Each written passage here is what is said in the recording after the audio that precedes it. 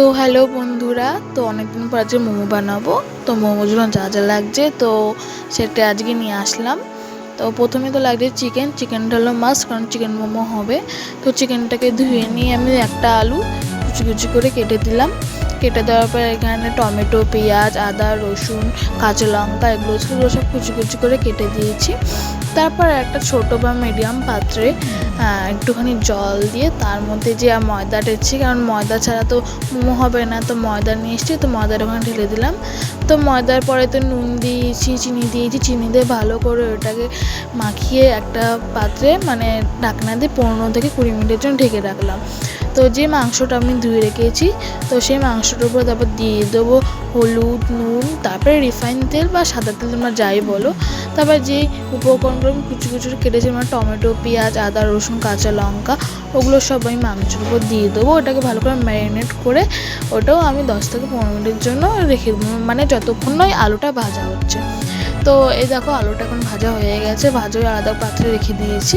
তো তারপর ম্যারিনেট করা মাংসগুলো আমি কড়াইয়ে গরম তেলে দিয়ে দেবো। এটাকে ভালো করে নাড়িয়ে চাড়িয়ে কষিয়ে ভালো করে যে ভাজা আলুগুলো রয়েছে সে ভাজা আলুর উপরে মাংসগুলোর উপরে দিয়ে দেবো। তো এদিকে আমি রান্না করছি। তো অনেক দিন পরে আমি মোমো করছি। তো তাও 1.5-2 বছর আগে আমি মোমোটা করেছিলাম।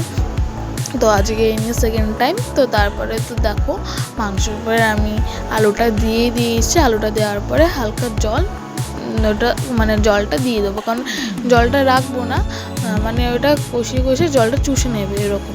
তো তারপর সানরাইজের মশলা দিয়েছি। তারপর এই যেই ডোটা করে রেখেছিলাম ময়দার, তো সেই ডোটা আমি গোল করে নিয়েছি। গোল করার পরে এই যে দেখো বেলছি এখন। গোলটা সেরকম একটা ভালো হয় না, তো আমার দ্বারা তাও মা করে দিচ্ছে। তো গোলটা করার পর যে পুরটা ছিল, দেখো পুরটার মধ্যে একটুও জল নেই, জলটা একদম চুষে একদম জলটা থাকবে না এরকমভাবে করতে হবে। তারপরে ওই আটাটার উপরে, গোল আটাটার উপরে পুরটা দিয়ে দেবো। পুরটা দিয়ে দেওয়ার পরে মোমো শেপ করে নেবো। দেখো দেখতেই পাচ্ছ 10টা মতো হয়েছে আমাদের এখানে। তো তারপরে গ্যাসের উপরে একটা বাটি রাখবো, বাটির মধ্যে গরম জল দেবো। তারপর তার উপর পুরোপুরি একটা বাটি দিয়ে দেবো। বাটি দেওয়ার পর মোমোগুলো দিয়ে দেবো। মোমো দেওয়ার পর অনেকক্ষণ 20-25 মিনিট ঢেকে রাখার পরে দেখো মোমোটা আমাদের পুরোপুরি হয়ে গেছে। এখানে চিকেন স্যুপ আমি ব্যবহার করবো না, টমেটো সস ব্যবহার করা হচ্ছে। তো দেখো মা খাচ্ছে এখন।